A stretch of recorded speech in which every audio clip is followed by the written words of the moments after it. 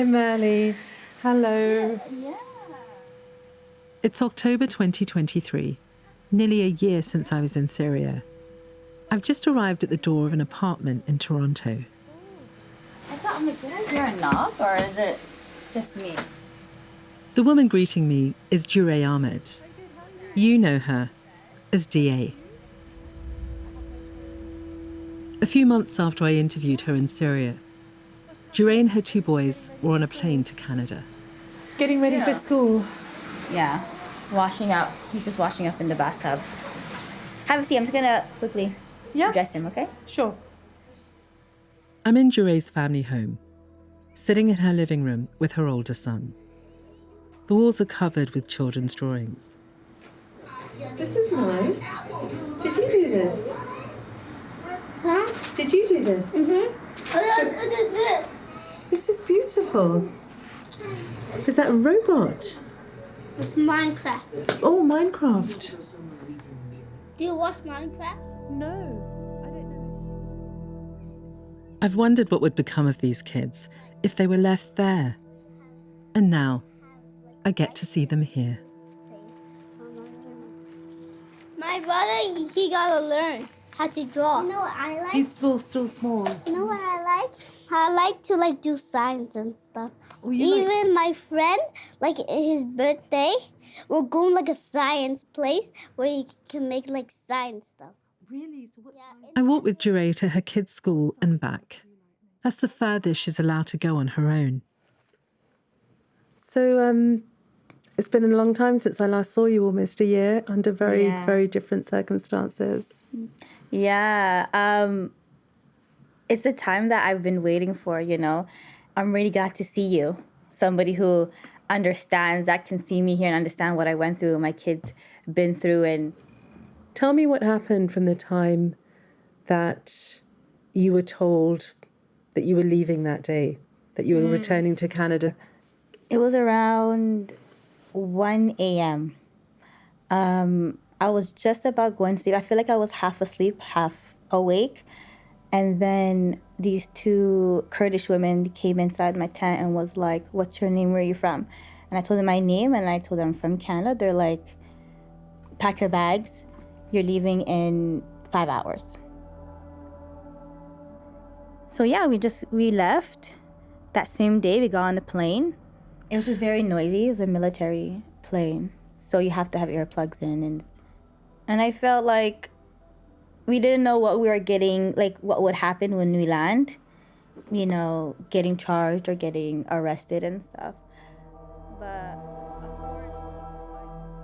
As she touched down on Canadian soil, Jure was arrested. Her children were given to her family. When the kids asked where she'd gone, her family told them she'd forgotten something in the camp. After a few nights in jail, she was granted bail and now lives under what's called a terrorism peace bond. It imposes conditions similar to house arrest. My conditions now is pretty restrictive. I could still be with my kids. I could still be out a bit, for their school and whatnot. And, if there's any medical or doctors or anything, appointments. And I think that's very important that people should know, because I think there's probably people out there thinking, why aren't these people in jail? You were born in Canada. Mm-hmm. You left Canada to live under IS. Mm-hmm. And Canada brought you back. Mm-hmm. And you're getting a lot of support. Mm-hmm. Well, I'm sure there are a number of Canadians who feel you don't deserve it.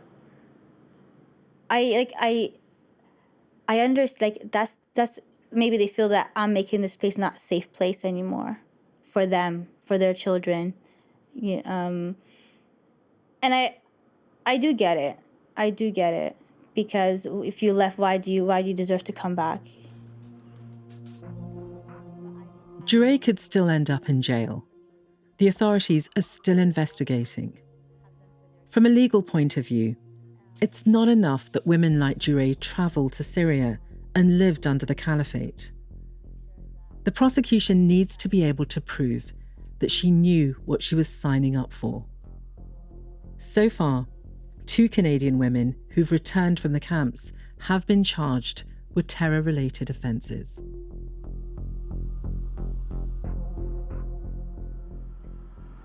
So I want to go to what's happening now.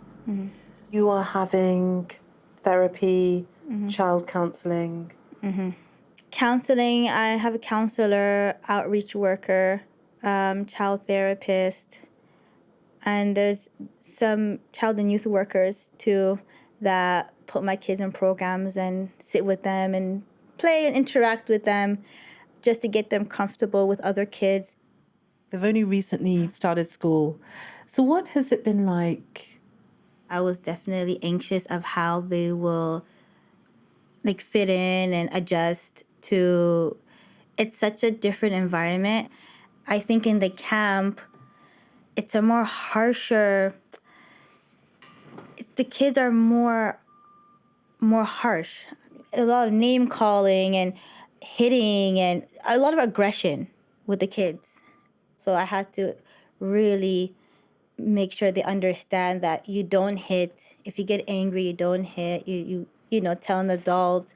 So now it's been about a month since they're in school, and they love it. They love being at school, and I love how they're making friends. I love how other kids are accepting them, and they're accepting other people. They're great with their teachers. Their teachers are just, it's a happy place for them. It's a really happy place, and I see it. And I remember in the camp, they had never seen a doorknob. What was it like when they first came back? They're excited. Escalators, exciting. Elevators, it's still exciting. I remember when we first came, in tents. Tents was something he was expecting to see, at least one or two, somewhere. And he did, when we went to school, he did ask, how come there's no soldiers at the school? And one thing I'm working on now is identity. He's asking questions about, it's the beginning of school year, you talk about yourself, your family, you talk about who you are, maybe what country you came from, just getting to know. There was one day where he came right out of the schoolyard and he just immediately asked me, why was I in the camp? Why did it take so long for me to come here? And I haven't talked to him a lot about it because I don't know how much to tell. You just raised a really important point. He was born under the IS Caliphate, under one of the most brutal regimes around. And his dad,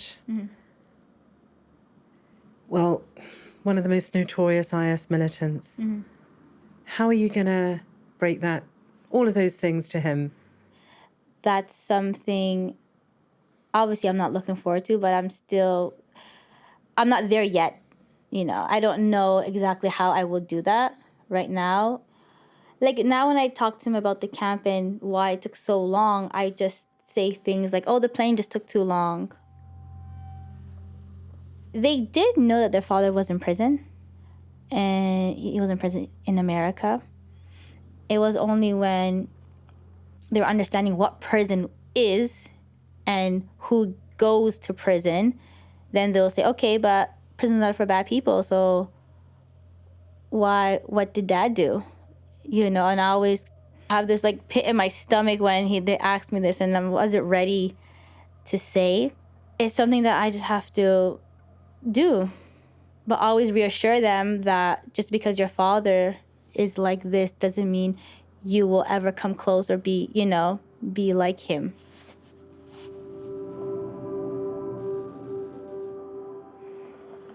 Jure, do you ever feel guilt? Of course. I feel guilty for, first and foremost, putting myself in a situation where I harmed like my family. I put them through something that was so unbearable. I'm the type of person who doesn't like to confront, and they try to get into how they, that time when I left and I was like, I'm here now. That all that matters, you know what I mean? Is it though? I mean, they're trying to communicate that I know you cause them pain. Exactly. And I know it's so bad, but it's so hard for me to deal with it. It just makes me want to just shrivel up in a corner and just cry. And Have you apologized to them? Yeah, I did. I think they want a bit more of a, but of course, I don't know how much apologies, but I really hope they know that I do feel it. I might not show it. Do you think you owe anybody else an apology? Probably. But I probably work on my family. Do you ever think about your own role in the actions that have led you here? Yeah, and this is what I am going through right now. And I am accepting what I've done, and I know I played this role of being ignorant, and just hoping things will just go away. And then also admitting and accept that this is also the father of my children, and I wasn't ready to feel that I have to have that conversation with them when they get older. That for most people, all people, listening to this and seeing his story, he's that man that did all those horrible, horrific things and deserves to be in jail, and I totally understand that. But to me, there's another layer to it, that this is somebody who shares the same DNA and blood as my kids,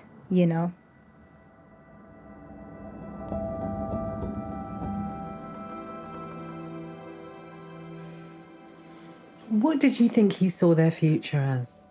What is it in his own image? What he would want from them? Yeah. Probably to stay in the Islamic State and become like all the other fighter. Is that what kids were supposed to be? Yeah, of course, because there's nothing else for them to do, just to pass on that sense of responsibility on the kids, and that's what they're always made to become. This is what IS wanted for its children, what El Shafi El Sheikh wanted for his sons. But instead, they're here.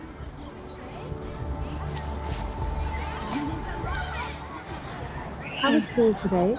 Fun? What did you do? I went to my friend's birthday, and look what they gave me. Oh, that's so cool. What is it?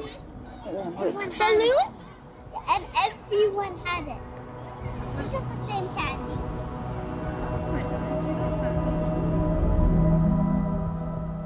I'm Poonam Taneja, and this is the final chapter of Bloodlines.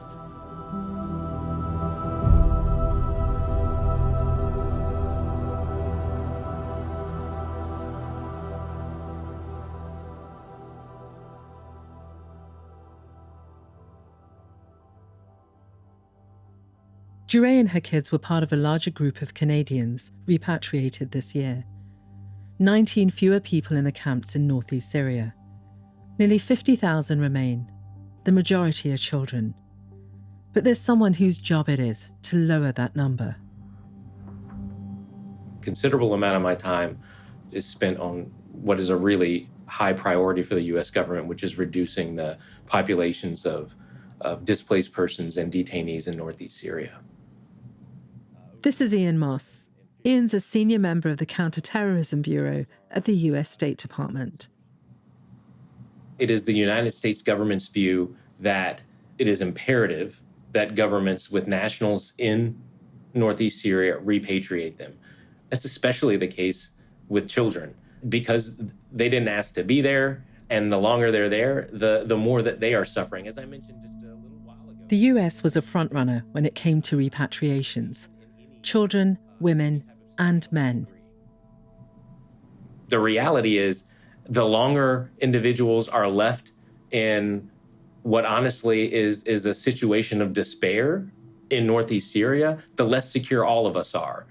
It is not unlikely the case that some of these individuals, at least, even some that present security concerns, may find their way back one way or another. It's probably best, I take that back, it is best that we bring folks back in a way that allows us to exercise some control over the process as opposed to leaving it to chance.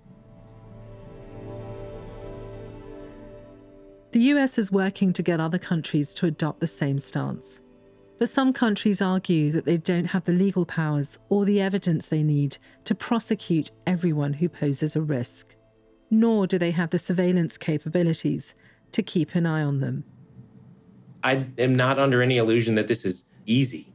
It's a hard thing to do, but we have the expertise, we have the structures in place to be able to do this in a safe and humane way. But at its core, a significant influential factor is political will. One of the risks of, as you say, leaving them there. I don't subscribe to the view that all of these children are baby ISIS. I think that is an unfortunate characterization and one that unfortunately serves to inflame and appeal to instincts of fear. It is the case, however, the longer you leave folks without an alternative, the more susceptible and vulnerable they are to recruitment by actors who don't have their interest in mind, but rather want to exploit them. Is it a race against time, Ian, to bring some of these children back? Yes, every day counts. Every day matters. Every day they're not in school matters. Every day that they are feeling insecure because of the environment that they are in matters. So the sooner they're out, the better.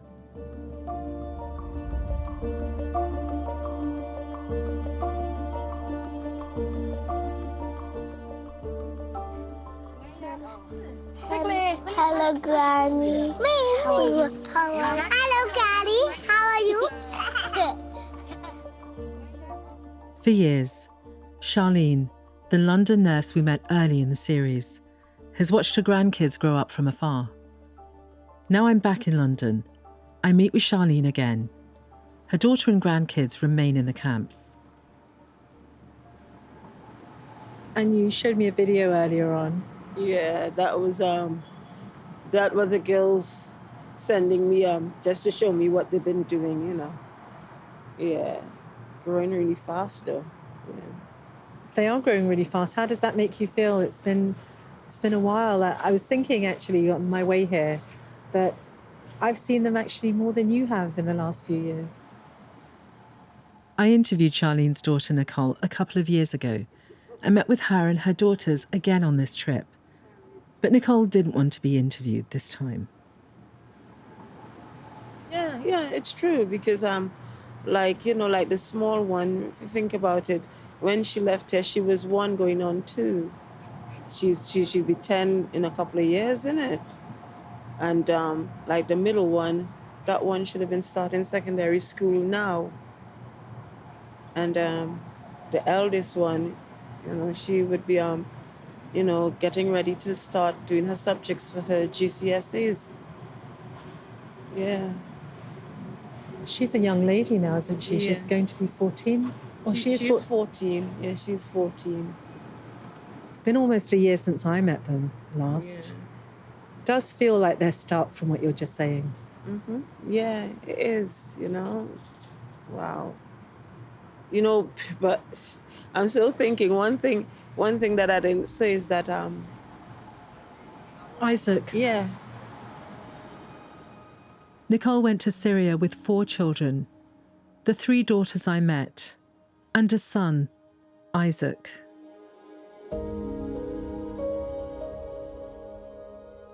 I got the code and they put him in my hands, and it was I who brought him out, to introduce him to everybody. What a fat, chubby boy that boy was.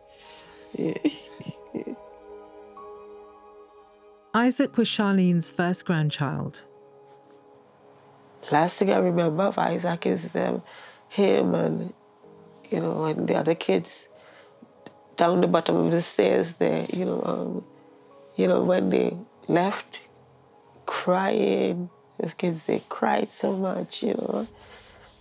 And then they were like, oh, we don't want to leave our granny. We don't want to go. We don't want to leave our granny.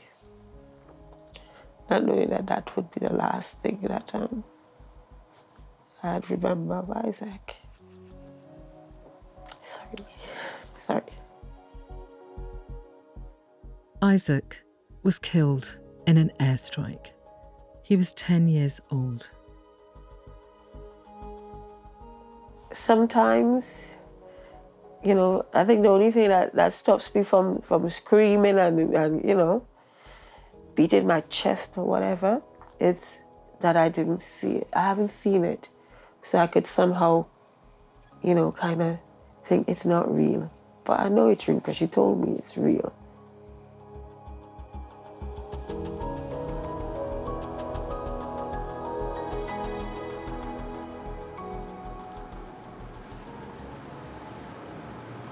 So what about now, Charlene, with the kids? What do you think about now with them just staying there? Well, the thing about it is that, you know, like if we have children here, our children here, you know, you send them to school, you provide the best for them so that they will have a good life. You're preparing them to live life. Those kids there, how it is right there now, it's like we're preparing them to die. Because there's no future there, and we're not going to bring them out of there. So if they stay there, what can we see? What will be the outcome? That they will live there and they will die there. The British government say they deal with repatriations on a case-by-case basis. So far, the UK has repatriated one woman and about a dozen unaccompanied children. These were mainly orphans. The government won't comment on Nicole's case. But as of now, we understand there are no plans to repatriate her and her children. Sometimes, in the dark moments when I'm by myself, sometimes I say, well, I have to resolve it, that there could be a day when it will come when it says that indeed they have died.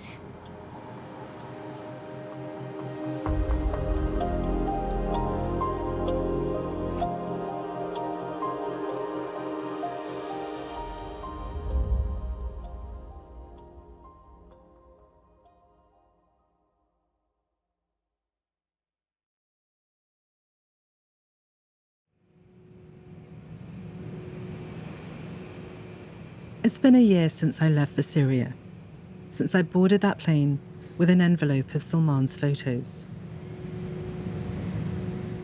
25 years earlier, I was on a plane to Canada, clutching a similar envelope. It held my dad's dental records. He was a pilot, and I was told that he had died in a plane crash in the Canadian Rockies. My mum and brother, they accepted it, but I couldn't. Not until I had proof. Not until I saw him. A helicopter took me to the crash site up in the mountains, and there, I saw his scattered belongings. The jacket I got him, his maps, and logbook. That's when I knew it was true. That's when I accepted what my family already had.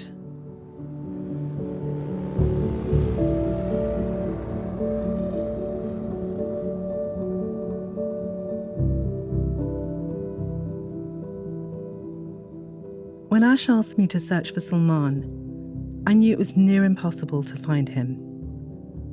But I understood why Ash couldn't move on, even after others did. Why he needed to be sure. There is a tragedy in knowing, but not knowing, that destroys you. What I've come back with is not certainty, but I hope it's something.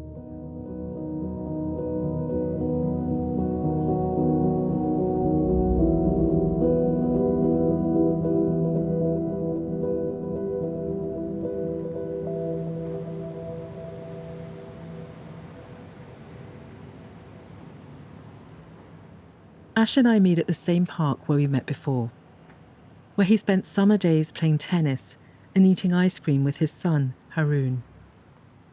I suspect Ash knows what I'm going to tell him. He stalls, leaving first for cigarettes, then a cup of coffee. But finally, we end up on a park bench opposite each other.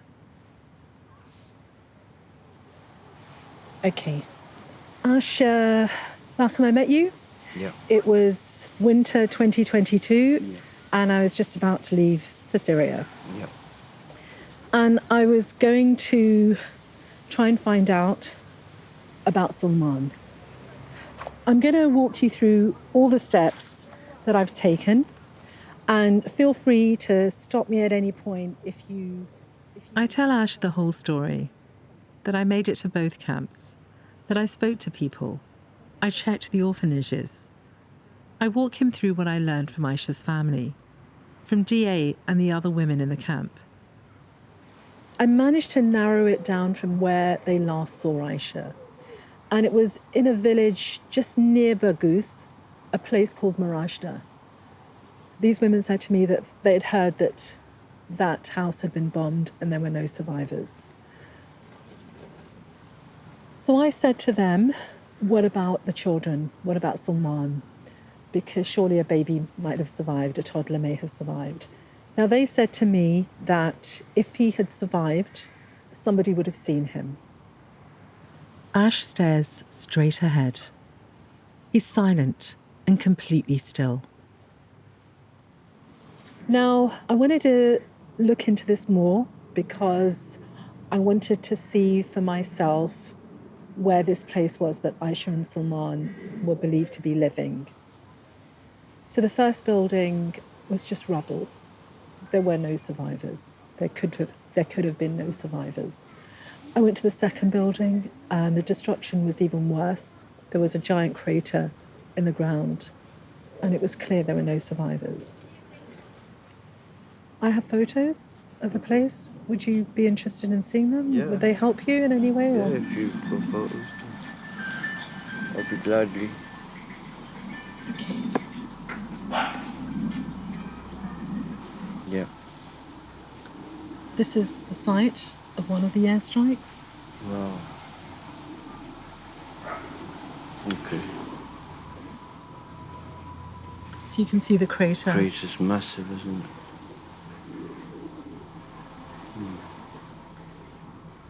I think you can see the scale that really nobody could have survived. Yeah, definitely not. This is the location of the other building, so you can see the rubble. Yeah.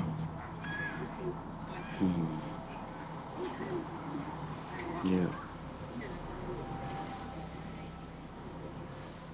So that is what I found in Syria. So everything points to that place in Marajda being where Aisha was living with Salmaan and her daughter when that building was hit. So he's no longer here. He's not with us. He's in a better place anyway, so yeah, it is what it is.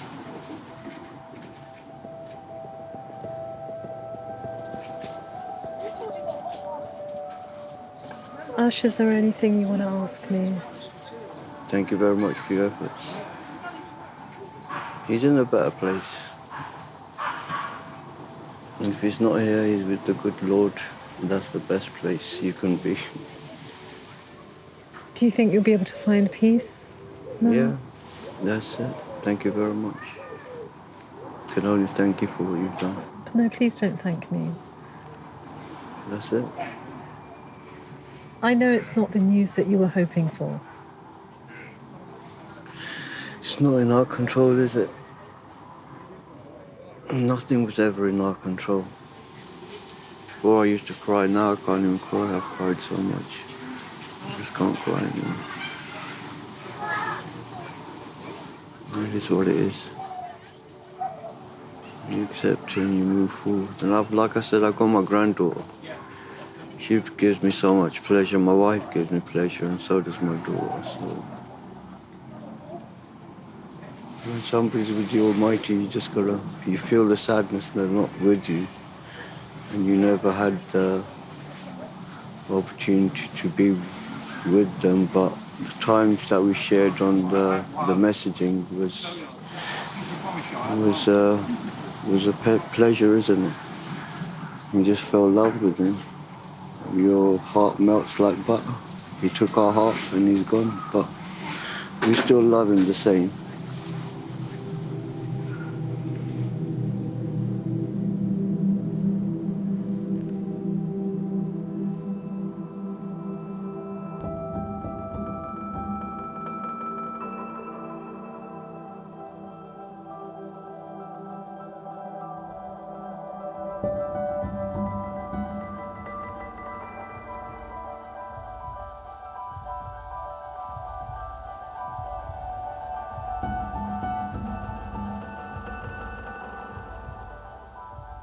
You've been listening to Bloodlines from BBC Sounds and CBC Podcasts.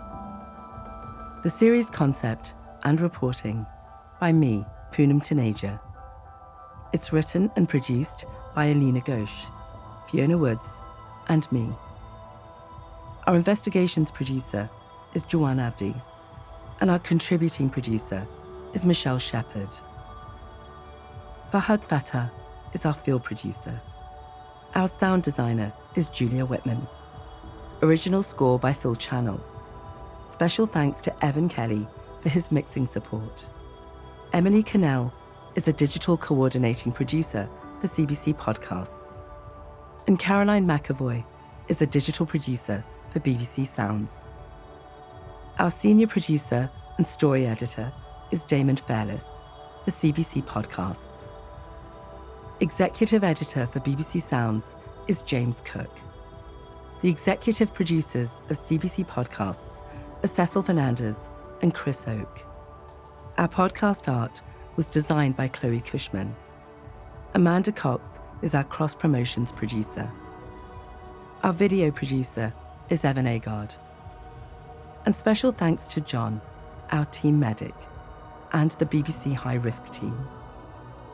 Tanya Springer is the senior manager of CBC Podcasts, and Arif Noorani is the director. Claire McGinn is the executive director of BBC's Creative Development Unit. BBC Commissioner is Ahmed Hussein, head of the BBC Asia Network. Thank you for listening to Bloodlines.